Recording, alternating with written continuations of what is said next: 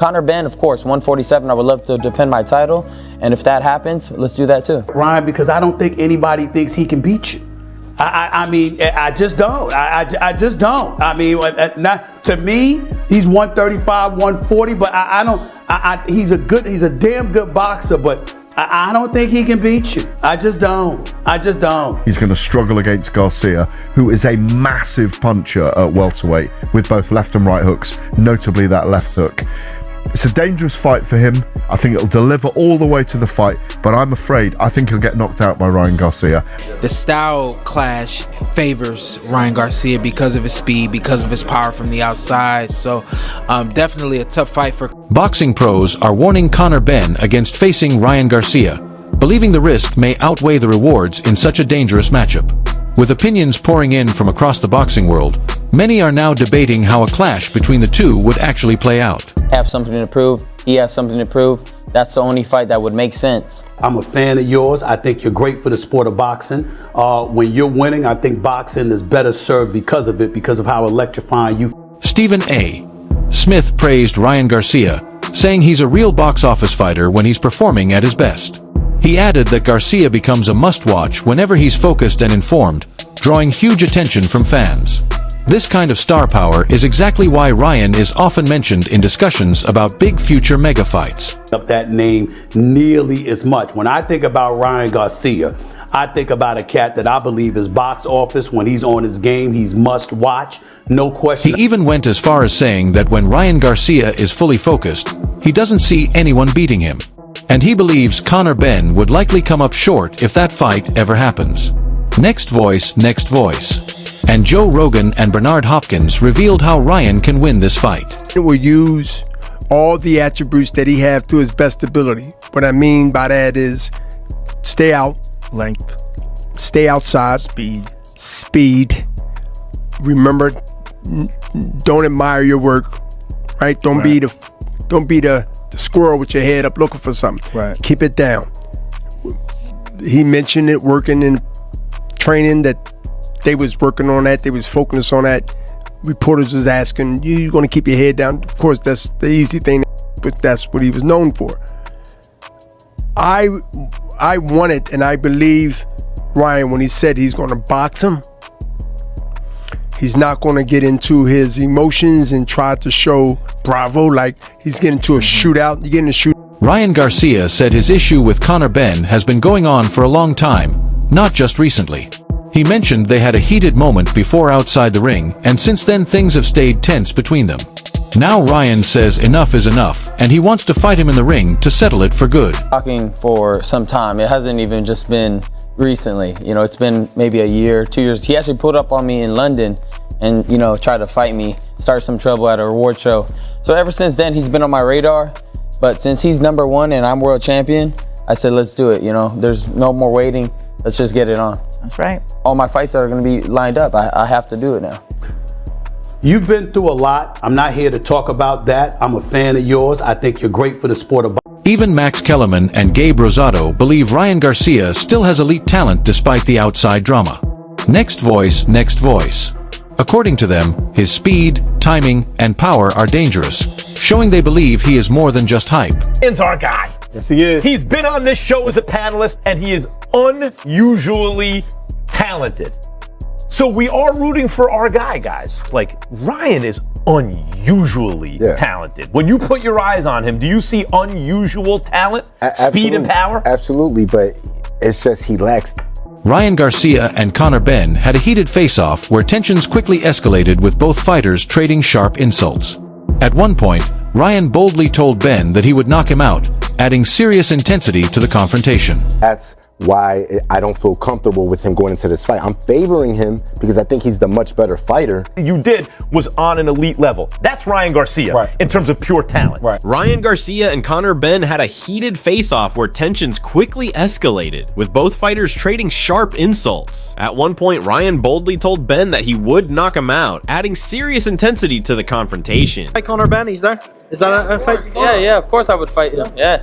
How's that going? How does it go? You tell me. You tell me. Won't work on me. You know. We'll see. That's what they all say, but somehow I find the target every time. Don't be talking. No, I'm serious. I'm serious. Come on now. Come on now. My city. You know how it is. Your city? Your city? In my city. You don't think I'm gonna hit you with that left hook? No. Oh, the Go mini for it. fighters like you. Go You go for it. You go for it. You go for it. You're You're the one that started that. Classic Conor Benn. It was fun. You think you beat him? Yeah, of course. How does it end? I knock him out. Look. The exchange showed just how personal and explosive this matchup could become if they ever meet in the ring. A little too long.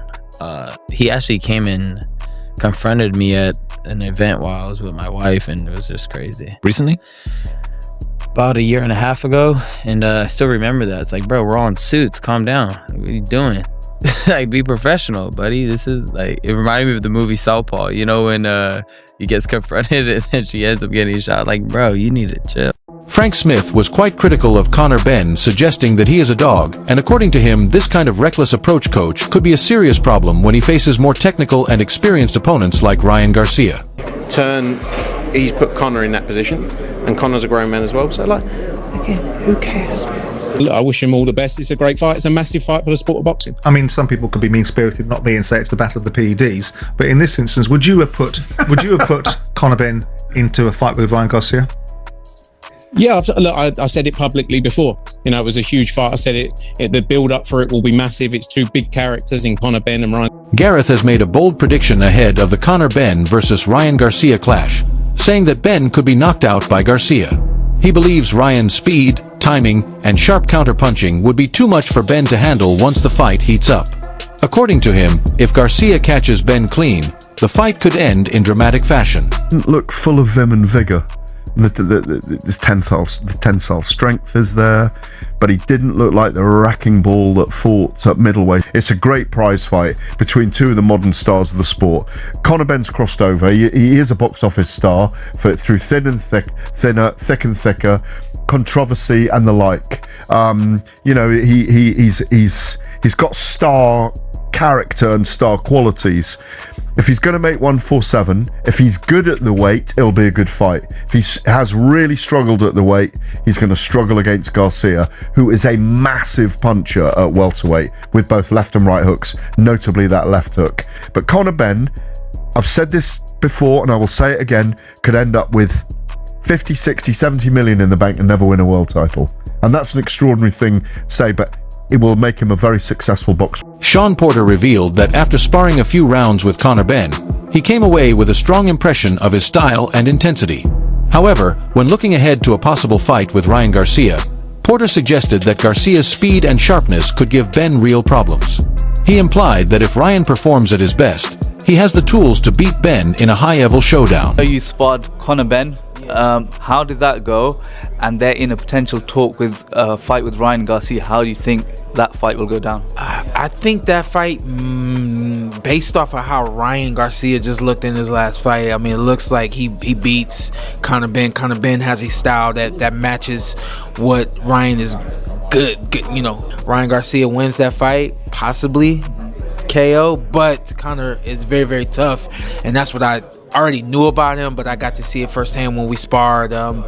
He's much more versatile than we saw in the first fight with Eubank. Comes back in a rematch against Eubank. We see the versatility, we see the speed, the foot movement, and things of that nature. Those were the things that I saw in when I sparred with him, just 4 easy rounds or whatever, which let me know that he could beat Chris.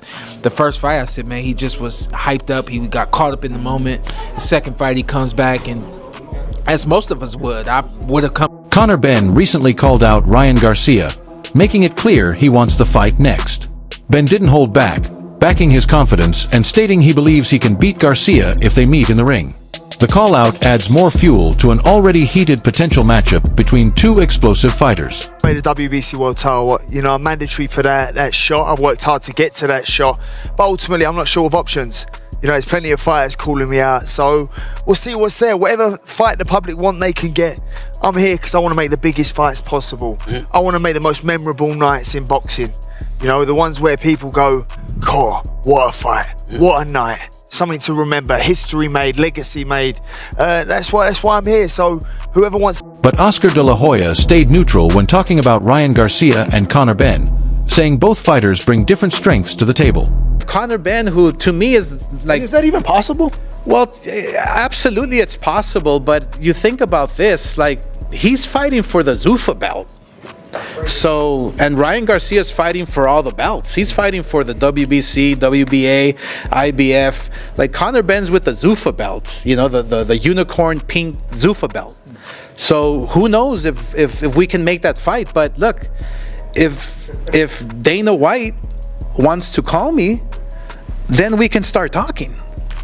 That's the bottom line. So you think that happens though, because there's been a lot of back and forth between you guys. Like, well, this is all about the fighters. It's not about me and Dana. You know, me and Dana have a beef going on. You know, which is actually a lot of fun for me. But this is about. In a recent interview, Ryan Garcia talks about changes in his training where family and coaching mix more closely. This adds emotion and responsibility. And in boxing, behind-the-scenes changes can strongly affect performance. Your dad, and your dad's never been gone. He's been part of your team no matter who's been your head trainer, but he is back as your head trainer for this fight.